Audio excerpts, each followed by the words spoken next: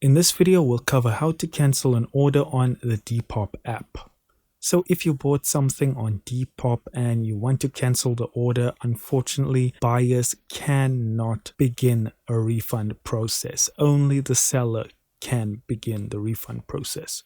What you need to do as the buyer is immediately contact the seller to let them know you want to do a refund, and you can do that by going to the My Depop section, and you'll be able to see whatever item you bought. Click on that item and there should be a message seller option. If you've spoken to the seller before, you can just go to your inbox and go to your previous chat, as well as just going to the item that they sold you on the storefront if they have more, and just clicking on ask the seller. And from there, it is fully up to their discretion to decide if they will refund you or not, but they do have to refund you before the order itself can be cancelled.